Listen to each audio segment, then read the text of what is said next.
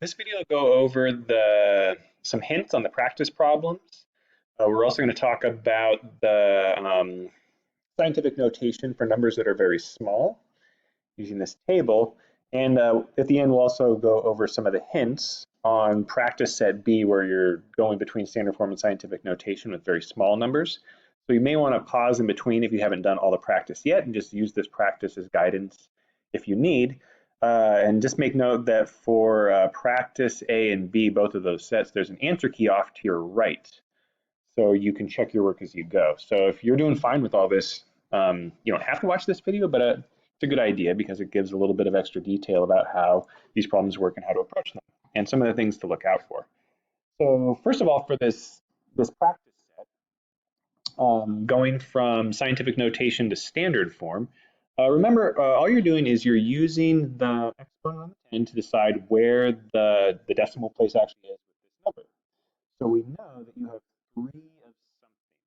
That's that 3, but it's not 3 ones. That decimal place is actually 9 places over. So instead of being here, the decimal is 9 places over to the right. So if you multiply it by 10, you have 30. If you multiply it by 10 or 100, you have 300, and so on.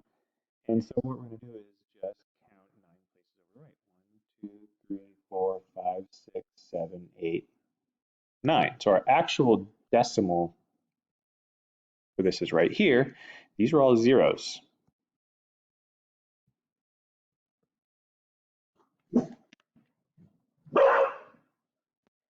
So one thing to look out for is it's really easy to get in the habit of thinking that the exponent on the 10 tells you how many zeros there are after that first digit.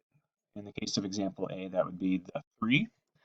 But that's not always the case. Remember, if you have a number that's between 1 and 10, but it has a decimal, so 5.2 or 1.009, sometimes some of those decimal moves, dictated by the power on the 10, they work to get you past the digits to where you start adding zeros. So for the second one, what I would do, start out with, your value is 5.2. So you have 5.2 of something really big, 10 times itself 12 times. And so I'm going to move that decimal place over 12 times because that's the power on the 10. But I'm starting here. So the first time that I move the decimal, it's getting past the 2, and the rest of those are covering blank spots where I'll be adding zeros. So 1, 2, 3, 4, 5, 6, 7, 8, 9, 10, 11, 12. So my actual decimal is here. And so that means I'm not going to have 12 zeros. I'm going to be adding 11 zeros.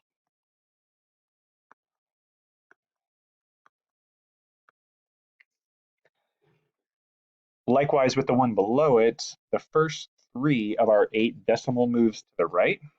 It's 10 to the power of 8, so I'll be moving the decimal 10 places to the right. The first 3 of those moves are just going to get us past the 9. So the first 3 move us 1, 2, 3 places. I'm going to move them 5 more places to the right. So there'll be 5 zeros after the 9. You want to look out for the same thing when you're going between standard form and scientific notation. So this one, we're going the other way. So to decide what the power is on the 10, I need to count how many decimal places I'm moving from where it is to where it needs to be in scientific notation to make that first value between 1 and 10. So this is going to be 7 times 10 to the power of 6, which is the number of zeros after the 7. But we want to be careful on the next problem. Notice I do have 6 zeros, but I need to move my decimal not just 6 places to get past those. I have to move it 1 more place so that my initial value is between 1 and 10. This becomes 4.2, not 42, times 10 to the power of 7. And likewise for the last one, yes, we have 8 zeros, but in order to make my initial value, that value between 1 and 10, I need to go all the way to that spot there. So it's going to be 6.0201 times 10 to the power of 12.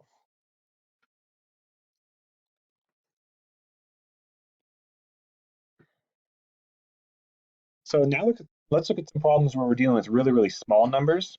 So the table that we have here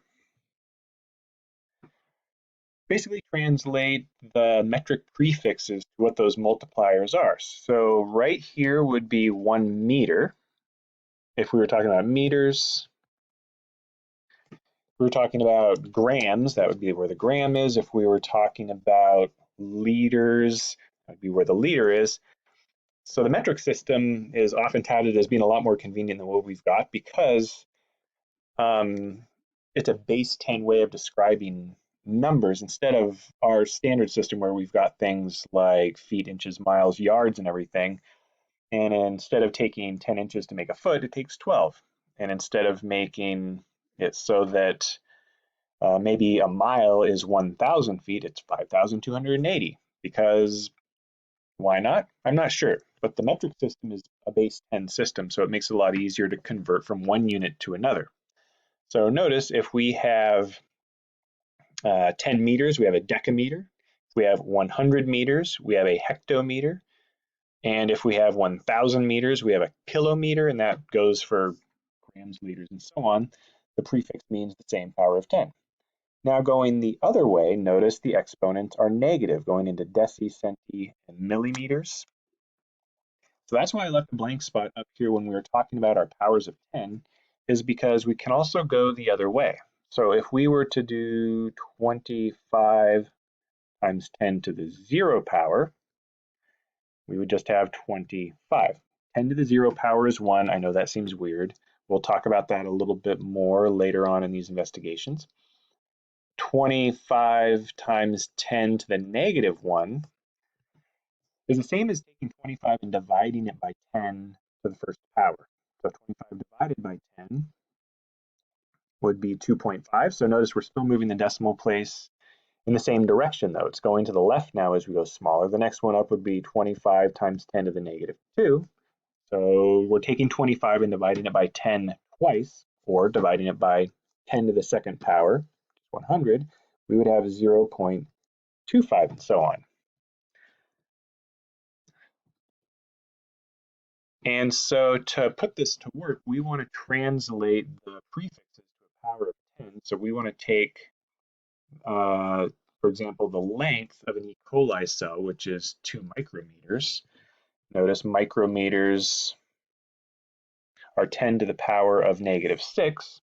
So our length would be 2 micrometers, which is 2 times 10 to the negative 6 power, which would be 0.000002.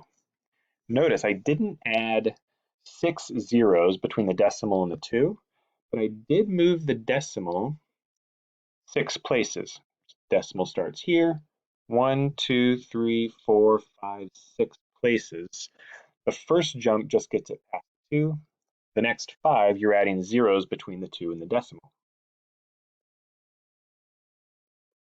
Now for the mass, we have 1 picogram. So mass is 1 picogram, which would be down here, 10 to the power of negative 12. So 1 times 10 to the power of negative 12. So this time, I'm going to put 11 zeros between the decimal place and the 1. 3, 4, 5.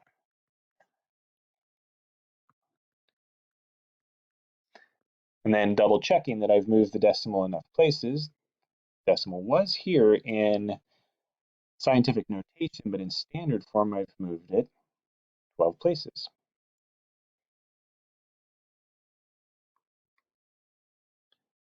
So 12 places to the left is where the decimal actually is. So you can really see how writing in scientific notation saves us a lot of trouble because it takes all of those zeros and condenses it into a power of 10. You can imagine how easy it would be if you were dealing with a lot of these numbers and having to write all of those zeros, how easy it would be to drop a zero.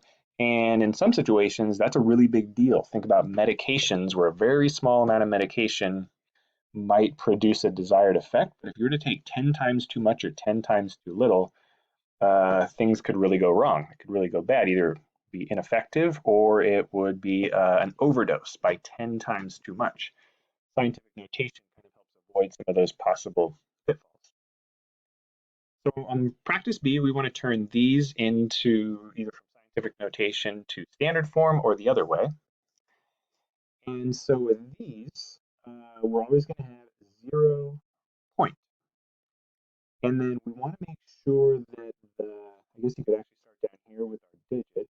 We want to make sure that the difference between where the decimal is in scientific notation, right after 2, has been moved enough places based on the power of 10. So we want to make sure that we've moved that decimal place, in this case, 5 times to the left, which indicates dividing 2 by 10 5 times. So 1, 2, 3, 4, 5. These are zeros. So notice I've added 4 zeros. And so like the others, we want to make sure we're putting the decimal in the right place when we go from standard form to scientific notation. And we're also not dropping any numbers. So for example, on B, I'm going to start over here and I'm going to write my 6, 8. My decimal starts here because it's there in the scientific notation form. And then I'm going to move it 1, 2, 3, 4, 5, 6, 7, 8, 9, 10. And that's where my decimal actually is.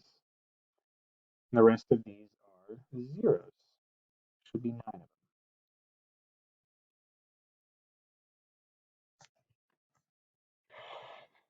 And so when we're going the other way, from standard form to scientific notation, we just need to count how many times we move the decimal so that it is in the correct place to give us a value between 1 and 10, and count how many times you have to move it. So in this case, I moved it 1, 2, 3, 4, 5, 6, 7, 8 places. So this would be 6 times 10 to the negative 8. So whenever you're doing this, make sure you're not going all the way to the end of the number. You want to move it so that the decimal is here and here. So 1.03 times 10 to a power and 3.0405 times 10 to a power. Then count how many places you have to move the decimal to achieve that.